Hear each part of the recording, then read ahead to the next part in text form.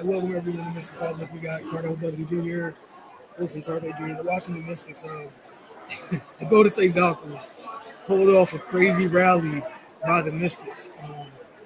This building went from dead, you can hear a pin drop, to alive also quick in that fourth quarter. It was rocking in the air, and they just couldn't get it done. But Cardell, we've seen this story before.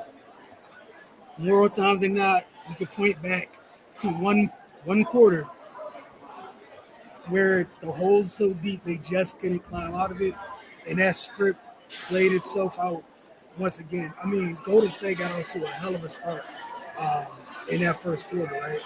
I think it was 30-12, and not only that, the defense was suffocating. It felt like they didn't miss for most of the first quarter. Actually, for most of the first half, it felt like they did it. Then we saw Washington come out in the second half, use zone a little bit in the fourth quarter, kind of slow things up, muddy things up a bit, and really got into a rhythm and got going. But I know the last two times they played the Valkyrie, you were talking about, you were trying to make sure everybody was aware of just how freaking good the Valkyrie were on the defensive side of the ball. So I just want to get your thoughts on their performance tonight as we saw them, hold off a late charging Washington team in their building. Yeah, the Mystics pretty much lost the game in the first quarter.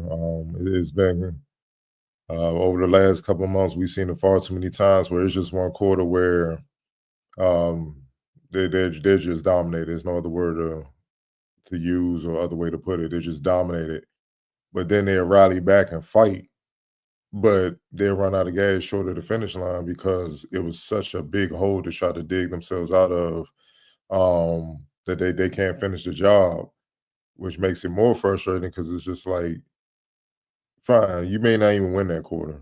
Just don't lose the quarter by 20 plus points or around that, where it's such a big deficit where it's hard to come back. In the first quarter, they were outscored 30-12.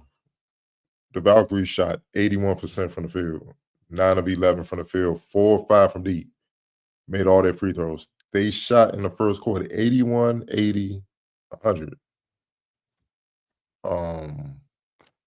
Our rebounding Mystics 11-5, 6 assists on 9 field goals. The Mystics shot 26% from the field, 14% from deep, 1 or 2 from the line. Only had 5 rebounds, 2 assists to their 5 field goals, 1 turnover. Their team was a minus 18. That's just pure dominance, man. Especially to be at home and get outplayed like that in the first quarter. Now, second quarter, 16-16, and then third quarter, 24-24. Then in the fourth quarter, the Mystics almost returned the favor. They outscored them 31-18. But again, it wasn't enough, man. It just wasn't enough. And you can't get outplayed like that in the first quarter that way by that much and expect to win the game. It's just too much. And here's the wild part. The Mystics for the game, points in the paint, Mystics 40-22. Second chance points, Mystics 9-7. Fast break points, Mystics 9-7. Bench points, Mystics 24-11. Turnovers, Mystics only 8. We've been on that all season, only 8 turnovers. Score 17 off of the Valkyries, 13 turnovers. Most of that obviously came in the second half. We're looking up right now. Yeah, they scored 14 of their 17 in the second half. So most of that came in the second half rally. The Valkyries got the edge on the boards 30-26. Most of the statistics for the Mystics won. Yeah. It's literally just that first quarter that did them in. The Valkyries finished the game shooting 50% from the field, 46% from deep, 88% of free throw line. The Mystics was right behind them, finishing the game 46% from the field. 3-point range, they was a little, look, they had to shoot threes to try to get back in it. 29% from deep, and they were right there. They actually shot a little bit better, 88.9% from the free throw line, where the Valkyries shot 88.2%. They even got one more assist than the Valkyries at the end of the day. They had 21 assists to the Valkyries, 20. That first quarter, man. That first quarter, Uh, I don't know what it is where they just and it's not the first quarter. It's just one quarter. It could be. It's, Yeah. you can't It's an pinpoint. arbitrary quarter depending on It, the game. Yeah. yeah, you can't pick the quarters like it's always the first. They always come out start flat. Then you could try to do something about it. You could just pretty much count on one of the quarters where they just flat. And it's like, what is going on? Why it's always one quarter where it's flat, and the team pretty much wins it in that quarter unless they self-implodes, implode themselves, man. So, but besides that, Xander Lisensi, 20 points, 7 rebounds, 4 assists, and Lord knows Veronica Burton. Lord knows. She has made a major leap this season. Major leap. I think she's going to get all WNBA consideration if the Valkyries make the playoffs. Being a first-year expansion team and her leading the way, she has to get that consideration. 30 points, 7 rebounds, 7 assists, only 3 turnovers, 10 or 13 from the field, man. 6 or 9 from deep. 6 of her 10 field goals from deep. 4 or 6 from the free throw line. Nobody can stop her. Nobody can stop her, man. And that's pretty much it, man. First quarter woes. Xander Lisensi, and then Veronica Burton. Those are the 3 main factors. That's the reason why Memphis couldn't pull off this one. And is this a sweep for the Valkyries? I want to say, yeah. They got one more still. No, okay. They still got one more. But like you said, man, the craziest part is I was sitting here, I'm in disbelief watching Cecile Xander Lisensi in that first quarter. I'm sitting there like, all right, she hit the first one. I'm like, all right, close, take away some airspace. She hit the second one. Cardell, I lie to you not. I'm at the end, section 106. I'm at the end of the table, the furthest left of the table. That left corner where she was wearing out, that little side of the court, she was wearing out in the first quarter. I'm sitting there, it was in 2 spots. She was knocking those things down, man. And I agree with you wholeheartedly with Veronica Burton, man. Where are they this year without that? She's been an engine. Not only that, for them to tie the Mystics in the third quarter, Veronica Burton. Washington started that quarter, I think, on an 8-0 run. Things were trending towards Washington's building. All of a sudden came alive. And I think it was offensive rebound by Rupert. Got kicked out to Veronica Burton. She buried a corner 3. And Washington continued kind of going on their run. And Burton seemed to answer them herself throughout that third quarter. Yeah, the 11 of their 24 points. Okay, that's what it felt like. So cool. All right. Yeah, so, the 11 of 24. All right, so in that quarter, they end up tied. It's 24-24. She had 11 of her team's 24. Again, Washington might come out differently if she doesn't have 11 during that stint. She was literally single-handedly responding to Washington's run because Washington cut it to 10 in the third quarter, and Burton went off. She got going a little bit, and they were able to. I think they pushed it back to 15, and Washington couldn't get it back down to within 10 again until the fourth. But Xander Lisensi, it was crazy. The way they execute, man, their spacing, Golden State's spacing is crazy. They were stressing the hell out of Washington's defense. And credit to Cindy Johnson, threw the audible in there. They went zone in the fourth a little bit to try to slow things down to help them because the thing with Golden State, I don't know if people realize they are a big team. It's not necessarily just bigs. Their wings are big. Their guards are big. Because there was a while there Washington, they're playing man, they're switching. And Golden State was like, all right, we're just going to hunt the matchup. And whoever ends up, I think sometimes it was Suge or Lucy, and they end up on Xander Lisensi in the post, or Saloon in the post. And, you get a post touch there. It's a big with a small on them. The defense is going to help. You're kicking out to a wide open 3. Or they're just scoring inside. They're hell to deal with, man. But, yeah, like you said, Veronica Burton. Also, Tip Hayes seemed to just she seemed a moment hunt for them at times. Late in the fourth quarter, Washington was getting stops. There was a huge offensive rebound Tip Hayes got. And then the Valkyrie ended up scoring off of that possession. It was just those little things. But again, to your point, if that first quarter is 30 to 15, maybe we're in a different place. 30 to 18, we're in a different place. 30 to 12, just too deep a hole. Go ahead. I didn't mean to cut you off. They picked on Steph. Let's just call it what it is. They picked on her in many ways. Where that is the reason why she only played 16 minutes tonight, and she wasn't in foul trouble. She can't cover that much ground. That's just what it is. Like you said, Xander Lascini, corner threes. I mean, with Shakira out there is different. She can try to cover that ground, but they've had that number with her as well. They just try to out execute them and then you got to deal with their defense. But offensively, they stress you, man, because they got a lot of players like that. That's their game. 3 and D. We're gonna shoot a lot of threes. They got 32 up. They shot a hell of a percentage, and then we're gonna play some suffocating defense. And we're hoping we make enough threes where we win. And tonight they were able to. You know what I mean? And they already the Mystics already don't have a lot of depth up front. So when you make kind of Dawson unplayable because she can't cover the ground, you pretty much playing against a bunch of guards outside of Kiki. With Shakira being out. So that's an advantage for the Valkyrie, and that's how they were able to control the balls and get extra possessions and control the tempo in a sense, man. So until the Mystics got going where they figured it out and they figured out that their advantage was the run. You know what I'm saying? Like on misses and makes, if you're not going against a set defense, you have an advantage. And that's what they did to adjust to what the Valkyries were doing. But it just wasn't enough until, they overcome that first quarter. The first quarter they got rocked. They was on the canvas, barely beat the 10 count. But when they got to their feet, they started figuring it out. But it was just too little, too late. Yeah. Again, building was going crazy during that rally, but Valkyries held them off.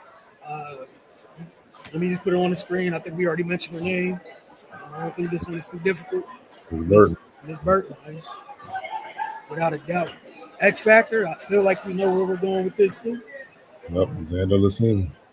What was that rule? I think the last time we were on, we were talking about I forgot what team they played, but when a player doubles their point total, usually qualifies for being X Factor. Yep. Xander Lascini today, she averages 10.7 or something, 20 points in this game. 6 of 8 from deep. She was letting that thing go.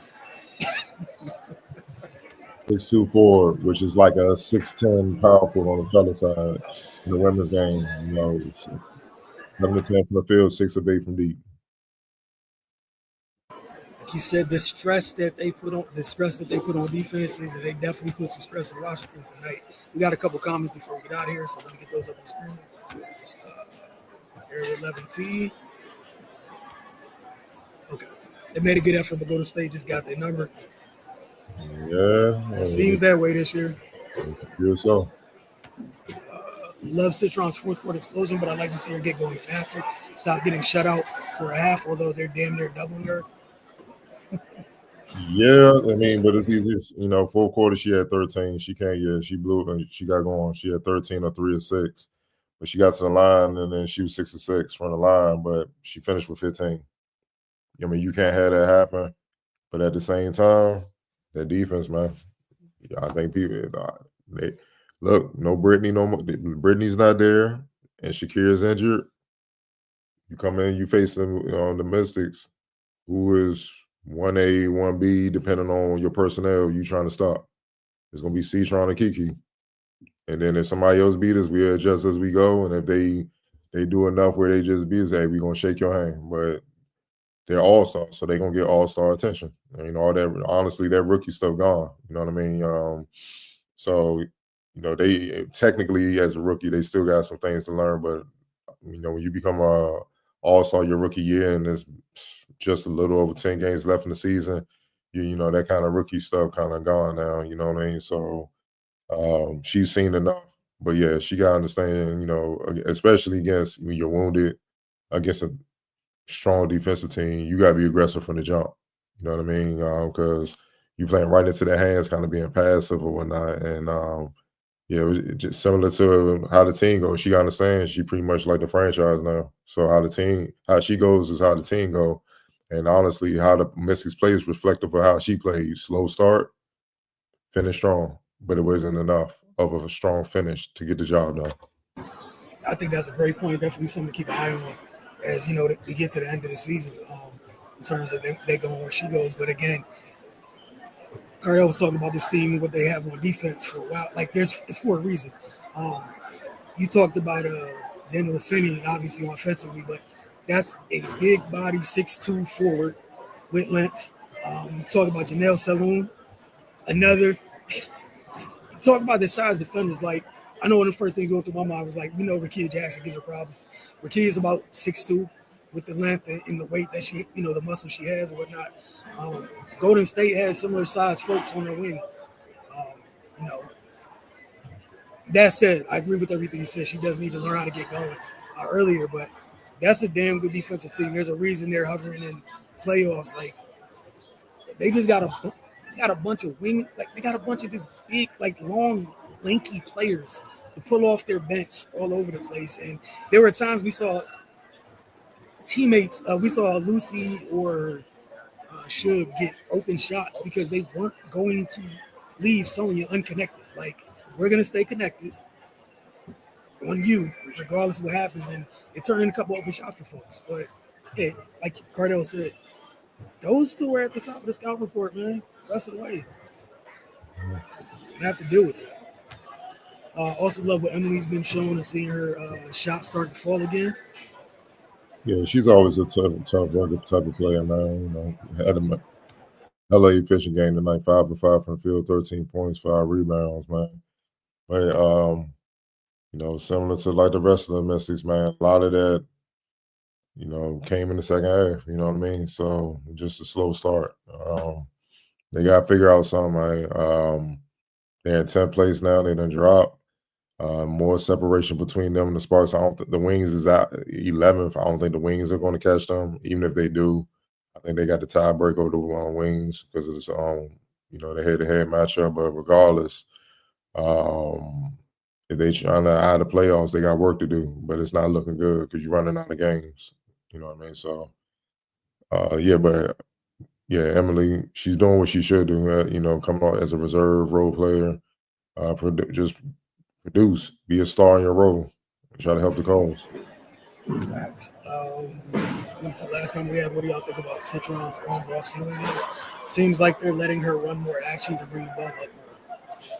I mean, that's what made her a high pick. She's super versatile. So yeah, they trying to get her the experience doing a little bit of everything. If they need to put the ball in her hands and she can run a team, trying to develop that area because in college she didn't need to do that. Her dog had that. You know what I mean? So that's something that she can get better at. She's super versatile. So if she can get that better with her scoring punch and her defense, I mean, yeah, it gets very, very, very ugly because now she can dictate the game and control the game and make the players around her better. Right now, she's just getting hers and more times than not stopping her matchup from going off.